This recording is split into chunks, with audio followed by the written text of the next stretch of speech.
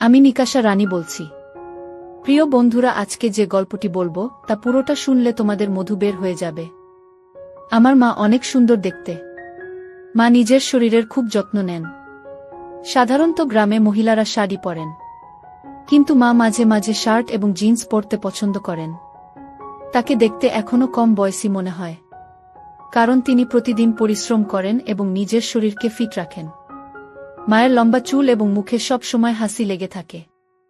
আমি ঘরের একমাত্র ছেলে, তাই মা বাবা আমাকে খুব ভালোবাসেন এবং কখনো আমার কোনো চাহিদাই অপূর্ণ রাখেনি। আমার ছোট বোন পায়েল এখনো স্কুলে পড়ছে এবং খুব দুষ্টু। আমি আরিয়ান। এই গল্পটি আমার পরিবারের সম্পর্কে, যেখানে আমি, আমার বাবা, মা এবং আমার ছোট বোন তানিয়ার একসঙ্গে থাকি। বাবার নাম বিবেক। তিনি একটি প্রাইভেট কোম্পানিতে চাকরি করেন। মায়ের নাম আরুষি। তিনি ঘরের সব কাজকর্ম সামলান। আমরা একটি ছোট্ট গ্রামে থাকি, তবে মা বাবা দুজনেই শিক্ষিত, তাই আমাদের বাড়ির পরিবেশটা একটু আলাদা। মা যদিও গ্রামের অন্যান্য মহিলাদের মতোই জীবনযাপন করেন। বন্ধুরা, আজকের গল্পটা অনেক বেশি স্পেশাল, তাই কেউ মিস করো না। আর দয়া করে গল্পগুলো ভালো লাগলে ভিডিওটি লাইক, শেয়ার এবং চ্যানেলটি সাবস্ক্রাইব করো প্লিজ। গল্পটা শুরু হয় তখন যখন আমার পরীক্ষাগুলো শেষ হয়েছিল এবং গরমের ছুটি চলছিল। আমার বোন নানির বাড়িতে চলে গেছে, কিন্তু আমি সিদ্ধান্ত নিয়েছিলাম বাড়িতেই থাকব, কারণ কোথাও যাওয়ার ইচ্ছা ছিল না। বাবা প্রতিদিনের মতো অফিসে যেতেন, আর মা ঘরের সব কাজ করতেন। একদিনের কথা, আমি আমার ঘরে বসে ল্যাপটপে গেম খেলছিলাম। সেদিন বাড়ির কাজের লোকও ছুটি ছিল, তাই মা নিজেই সবকিছু সামলাচ্ছিলেন। সেদিন মা রাজস্থানী ঘাঘরা চলি পরেছিলেন, যা তাকে খুব সুন্দর লাগছিল। ঘরে কেউ ছিল না, তাই তিনি ওড়না নেননি। মা প্রথমে রান্নাঘরের কাজ করছিলেন, তারপর আমার ঘরে এলেন হাতে একটি ঝাড়ু নিয়ে। আমি তখন বিছানায় বসে গেম খেলায় ব্যস্ত ছিলাম। মা যখন ঘরে ঢুকলেন, আমার মনোযোগ তার দিকে চলে গেল। আমি দেখলাম মা কতটা মনোযোগ দিয়ে ঘর পরিষ্কার করছেন। তার কপালে ঘামের বিন্দুগুলো চকচক করছিল, কিন্তু তিনি কোনো অভিযোগ করলেন না। যখন তিনি বিছানার নিচে ঝাড়ু দিচ্ছিলেন, তার চুলগুলো মুখের সামনে এসে পড়েছিল। আমি নিঃশব্দে তাকিয়ে রইলাম। মা একবারও আমার দিকে তাকালেন না। তিনি শুধুই নিজের কাজে মগ্ন ছিলেন। আমার মধ্যে একটা অদ্ভুত অনুভূতি কাজ করছিল, তবে আমি তাতে তেমন গুরুত্ব দিইনি। মা যখন সামনে ঝুঁকলেন, আমি লক্ষ্য করলাম তার আচরণে এক ধরনের আত্মবিশ্বাস এবং উজ্জ্বলতা প্রকাশ পাচ্ছে। আমার মনে একটা অস্বাভাবিক অনুভূতি হচ্ছিল, যা তখন পুরোপুরি বুঝে উঠতে পারছিলাম না। গরমের ছুটিতে পরীক্ষা শেষ হয়ে গেছে, আর আমার বোন তখন নানির বাড়িতে। আমি বাড়িতেই ছিলাম, আর বাবা তার কাজের জন্য বাইরে ছিলেন। মা ঘরের কাজকর্ম সামলাচ্ছিলেন এবং সেদিন তিনি একটি হালকা ঘাঘরা পরেছিলেন। যেহেতু বাড়িতে কেবল আমি ছিলাম, তিনিও নেননি। কিছুক্ষণ নীরব থাকার পর মা হঠাৎ আমার দিকে তাকিয়ে বললেন, শোনো তো, একটু উঠে বিছানার চাদরটা ঠিক করে দাও। মা বললেন, ঠিকঠাক করে নিতে দাও, তারপর তোমার গেম খেল। আমি তাড়াতাড়ি অন্য দিকে তাকানো ভান করলাম এবং উঠে বাথরুমের দিকে চলে গেলাম। বাথরুমে পৌঁছানোর পর আমার মনে নানা ধরনের প্রশ্ন আসতে শুরু করল। আমার মনে হলো হয়তো মা আমাকে তাকিয়ে থাকতে দেখে ফেলেছেন। আমি একটু ভয় পেলাম, ভাবতে লাগলাম যদি মা সত্যি আমাকে দেখে থাকেন তাহলে তিনি কি ভাববেন। আমি বিভ্রান্ত ছিলাম, বুঝতে পারছিলাম না যে আমার যা অনুভব হচ্ছে তা ঠিক না ভুল। কিছুক্ষণ বাথরুমে ভাবার পর আমি আবার ঘরে ফিরে এলাম, কিন্তু এখন আর মোবাইলে গেমে মন বসাতে পারছিলাম না। মনের মধ্যে অদ্ভুত সব চিন্তা ঘুরপাক খাচ্ছিল। মা তখন বিছানার চাদর ঠিক করে রান্নাঘরে চলে গেলেন। আমি ভাবলাম হয়তো মা কিছু বুঝতে পারেনি, কিন্তু আমার হৃদস্পন্দন তখনও জোরে চলছিল। আমি ল্যাপটপ বন্ধ করে মোবাইল নিয়ে টাইম পাস করার চেষ্টা করতে লাগলাম, কিন্তু মন তখনও অস্থির ছিল। একদিন হঠাৎ আমার মোবাইলে একটি নোটিফিকেশন এল এবং আমি সেটি খুলে দেখলাম। সেখানে বিভিন্ন ধরনের গল্পের তালিকা ছিল, যার মধ্যে একটি গল্প মা ও ছেলের সম্পর্কের ভিত্তিতে লেখা। কৌতূহলবশত আমি সেই গল্পটি পড়তে শুরু করলাম, যেখানে একটি ছেলে তার মায়ের সাথে কিছু সুন্দর সময় কাটানোর অভিজ্ঞতা শেয়ার করছে। গল্পটি পড়ার পর আমার মনেও কিছু চিন্তা আসতে শুরু করল। আমি ভাবলাম, কেন না আমিও মায়ের জন্য কিছু বিশেষ কিছু করার চেষ্টা করি। কিছুক্ষণ পরে আমি বাথরুমের দিকে চলে গেলাম। কিছুক্ষণ পর আমি বাথরুম থেকে বেরিয়ে এলাম। কেন যেন একটু অদ্ভুত লাগছিল, কিন্তু সেটা বুঝতে পারছিলাম না। বাইরে এসে দেখি মা রান্নাঘরে দাঁড়িয়ে রান্না করছেন। আমি ধীরে ধীরে ফ্রিজ থেকে পানির বোতল বের করতে করতে মাকে দেখছিলাম। তিনি রান্নায় পুরোপুরি মনোযোগ দিয়েছিলেন এবং পিছন ঘুরে দাঁড়িয়েছিলেন, তাই আমার দিকে খেয়াল করেননি। তার মুখে সেদিন কিছুটা ক্লান্তির ছাপ ছিল, তবে সেই ক্লান্তির ভেতরেও এক ধরনের প্রশান্তি ফুটে উঠছিল। দেখে মনে হচ্ছিল তিনি কাজটা আন্তরিকভাবে করছেন। হঠাৎ না পেছন ফিরে আমার দিকে তাকিয়ে বললেন, "কি রে আরিয়ান, কি হলো, কি দেখছিস?" আমি একটু হতবাক হয়ে গেলাম, কিন্তু পরিস্থিতি সামলে নিয়ে বললাম, "কিছু না মা, আমি শুধু দেখছিলাম তুমি কত পরিশ্রম করো, সকাল থেকে রাত পর্যন্ত কষ্ট করছো।" এটা শুনে মা খুব খুশি হলেন। তার চোখে আনন্দের ঝিলিক ফুটে উঠল। তিনি বললেন, "হ্যাঁ বাবা, এসব তো করতে হয়, কিন্তু তোর মতো ছেলে থাকলে সব কাজ সহজ মনে হয়।" তারপর মা মুচকি হেসে বললেন, "কিছু বছরের মধ্যেই তবু আসবে আমার কাজে সাহায্য করতে।" মা এটা বলতেই হাসতে শুরু করলেন, আর তার হাসি আমার মনটা ভরে দিল। এতটুকু বলেই আমি আবার নিজের কাজে মন দিলাম। আমি তখন নিজের বেডরুমে চলে গেলাম আর মাথায় নানা রকম চিন্তা ঘুরতে লাগল। ভাবছিলাম নাকি বুঝতে পেরেছিলেন যে আমি তাকে দেখছিলাম আর কি ভাবছিলাম। এমন ভাবতে ভাবতে কয়েকটা দিন কেটে গেল আর আমি উপলব্ধি করলাম যে শুধু তাকিয়ে থাকা যথেষ্ট নয়, কিছু পরিকল্পনা করতে হবে। এই ভাবনাগুলোর মধ্যে দিয়ে সন্ধ্যা হয়ে গেল, আর বাবা অফিস থেকে ফিরে বললেন যে কাজের জন্য তাকে 10 দিনের জন্য বিদেশ যেতে হবে। এটা শুনে আমার মনে ভীষণ আনন্দ হল, যদিও বাইরের দিকে শুধু মাথা নেড়ে সম্মতি জানালাম। 3 দিন পর বাবার যাত্রা ছিল আর আমি ঠিক করেছিলাম যে এই 10 দিনের মধ্যেই যা করার করতে হবে, কারণ পরে হয়তো এমন সুযোগ আর আসবে না। এরপর পরের দিন ছিল মঙ্গলবার। বাবা বিদেশ যাওয়ার জন্য প্রস্তুতি নিচ্ছিলেন, তাই কিছু কেনাকাটা করতে হবে। মা আর বাবার শুটিং এর জন্য বেরোনোর সময় আমাকে জিজ্ঞেস করলেন, "তুই আসবি?" আমি না বলে দিলাম, বললাম, "তোমরা যাও, আমি মোবাইলে গেম খেলব বাসা থেকে।" তারা বেরিয়ে যাওয়ার পর আমি দরজা বন্ধ করে দিলাম আর সরাসরি তাদের বেডরুমে গেলাম। বেডরুমে গিয়ে আমি আলমারি খুলে কিছু খুঁজতে লাগলাম, যদি কোনো ভালো আইডিয়া পাওয়া যায়। খুঁজতে খুঁজতে হঠাৎই আমার চোখে মায়ের লিপস্টিক আর বডি স্প্রে পড়ল, আর একটু খুঁজতেই মায়ের কিছু পোশাক দেখতে পেলাম। তাদের মধ্যে একটা লাল রঙের 1 পিস ড্রেস পেলাম, যেটা দেখে আমি ভাবতে লাগলাম মা এই পোশাকটা পরে কতটা সুন্দর লাগবে। আমি তখন লাল রঙের 1 পিসটি হাতে নিয়ে ভাবতে লাগলাম মা এই পোশাকে কেমন লাগবে।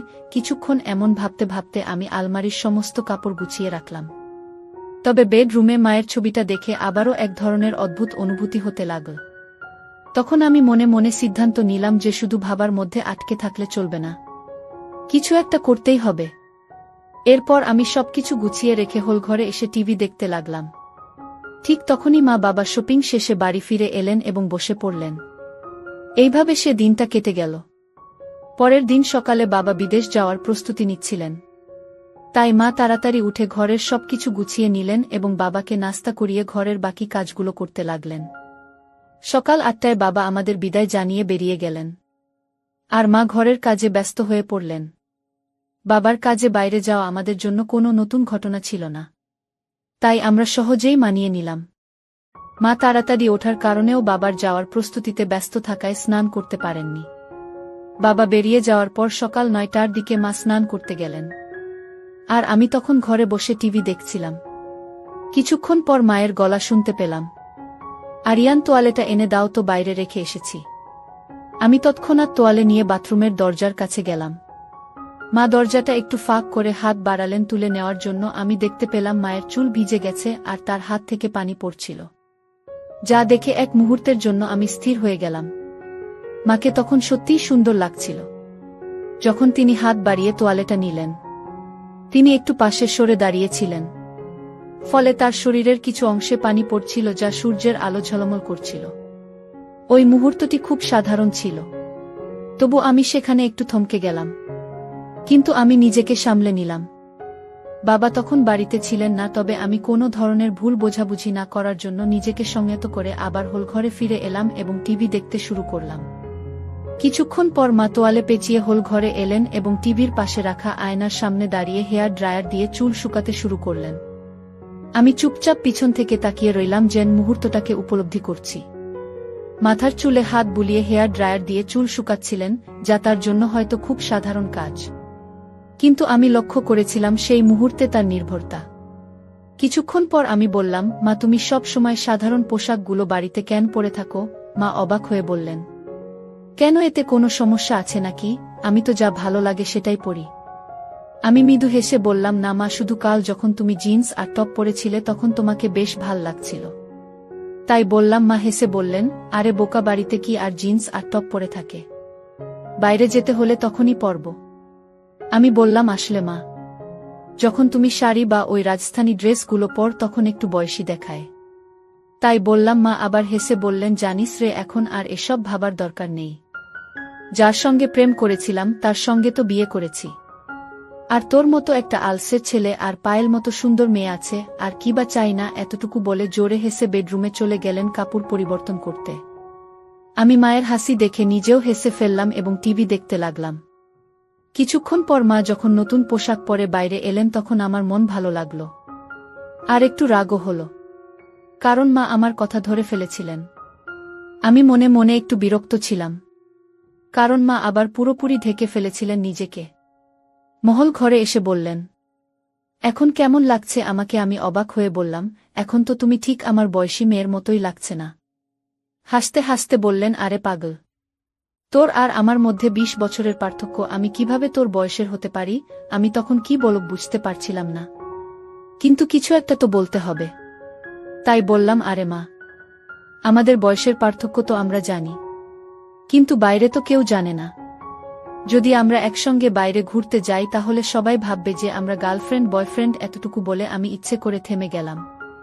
মায়ের প্রতিক্রিয়া দেখতে মা তখন উৎসুক হয়ে বললেন, আচ্ছা আর বল না রে, তোর মুখে শুনতে চাই। আমি হেসে বললাম, না মা, তুমি রেগে যাবে তাই আর কিছু বলছি না। মা বললেন, আমি কখনো তোর উপর রেগে গেছে কি? আমি জানি তো আমার ছেলে কখনো ভুল কিছু করে না, তাই আমি কেন রাগ করব? এবার তাড়াতাড়ি বলো, তুই কি বলতে চাস? তখন আমি বললাম, যদি আমরা বাইরে কোথাও একসঙ্গে ঘুরি তাহলে সবাই আমাদের গার্লফ্রেন্ড বয়ফ্রেন্ড ভাবে, কিন্তু তোমার গলায় যখন মঙ্গলসূত্র থাকবে তখন তারা আমাদের স্বামী স্ত্রী ও মনে করতে পারে। এই কথা শুনে মা হেসে উঠলেন জোরে জোরে। তারপর মা হাসতে হাসতে আমার দিকে তাকিয়ে বললেন, তুই তো পুরো দুষ্টু হয়ে গেছিস। মা বললেন, এত ছোট একটা ব্যাপারে কেন আমি রেগে যাব? তারপর মা আবার হেসে উঠলেন। তখন আমি বললাম, মা এত হাসো না। কিন্তু মা আমাকে আরো বেশি চটানোর জন্য আবার হাসতে শুরু করলেন। আমি মজা করে মাকে একটু ধমক দেওয়ার জন্য তার দিকে দৌড়ালাম, আর মা তখন হেসে কিচেনে চলে গেলেন। আমি আবার হোলঘরে বসে ভাবতে লাগলাম যে ঠিক আছে, শুরু তো হলো, কিন্তু এখনো অনেক কাজ বাকি। মা খুবই সংস্কারী মানুষ, আর আমি কখনো তাকে এমনভাবে অনুভব করিনি যে তাকে এ ধরনের কোনো কিছুর অভাব অনুভব করতে হয়েছে। মা আর বাবার প্রেমের বিয়ে হওয়ার কারণে তারা নিজেরাই অনেক সুখী, কিন্তু আমার নিজের একটা প্রয়োজন ছিল। এরপর কিছুক্ষণ পর আমি আবার মায়ের কাছে গেলাম। মা যখন রান্নাঘরে কাজ করছিলেন, আমি গিয়ে বললাম, মা, তোমার কি প্রতিদিন এসব কাজ করতে করতে বোরিং লাগে না? মা হেসে বললেন, না রে বাবা, যখন আমাদের কাজের বুয়া আসে তখন আমি আরাম পাই। তখন আমি বললাম, মা, এখন তো আমার ছুটির দিন চলছে, আর আমি খুবই বোরিং ফিল করছি। মা মুচকি হেসে বললেন, তাহলে কি করা যায় বল দেখি? কোথাও বেড়াতে যাব আমরা দুজন? আমি বললাম, হ্যাঁ মা, অবশ্যই যাব, তবে বাবা বাড়ি ফিরলে তখনই যাওয়া হবে। মা বলল, তুমি এখন কি করবে? আমি বললাম, আমার একটা মজার খেলা জানা আছে, যদি তোমার আপত্তি না থাকে তাহলে খেলতে পারি। মা বলল, ল্যাপটপে গেমস খেলার কোনো আগ্রহ নেই আমার, অন্য কিছু বলো। আমি হেসে বললাম, না মা, লাগবে না। তখন মা বলল, ও আচ্ছা ঠিক আছে, কোনো খেলা? আমি বললাম, ট্রুথ অর ডেয়ার। মা হেসে বলল, ঠিক আছে, কিন্তু আগে আমার ঘরের কাজগুলো শেষ করতে দাও, তারপর খেলব। আমি বললাম, ঠিক আছে, তুমি কাজ শেষ করো, আমি একটু রুমে গিয়ে অপেক্ষা করছি, কাজ হয়ে গেলে আমাকে ডেকে নিও। এ কথা বলে আমি তাকে হাসি মুখে বিদায় জানালাম এবং রুমের দিকে পা বাড়ালাম। রুমে গিয়ে আমি ভাবতে লাগলাম। কিছুক্ষণ পর মা এসে আমার সামনে বসল এবং বলল, তাহলে কিভাবে খেলাটা শুরু করব? আমি হেসে বললাম, তোমার পছন্দ প্রথা নাকি দেয়ার? সে চিন্তা ভাবনা করে বলল, ট্রুথ। তারপর আমি মায়ের দিকে তাকিয়ে মজার একটা প্রশ্ন করলাম। আমি মাকে জিজ্ঞাসা করলাম, বিয়ে আগে কি আপনার কোনো বিশেষ বন্ধু ছিল? আমার প্রশ্ন শুনে মা একটু অবাক হয়ে বলল, এ কেমন প্রশ্ন করলে আরিয়ান? আমি হাসতে হাসতে বললাম, এটাই আমার প্রশ্ন মা, আপনি তো ট্রুথ বেছে নিয়েছেন, তাই উত্তর দিতে হবে। মা একটু হেসে বলল, হ্যাঁ ছিল, আর সে তোমার বাবা ছাড়া আর কেউ না।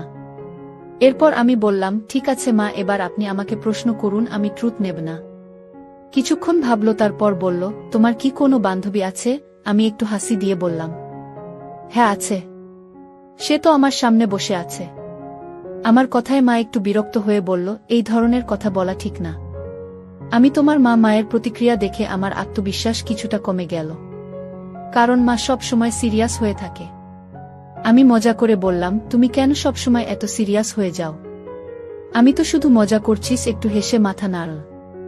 এরপর আমি আবার জিজ্ঞেস করলাম, তাহলে এবার বলো, ভূত নাকি দেয়ার? সে কিছুক্ষণ ভেবে বলল, ট্রুথ। আমি জিজ্ঞেস করলাম, তোমার জীবনে এমন কোনো স্মৃতি আছে যা তোমার কাছে খুব মজার?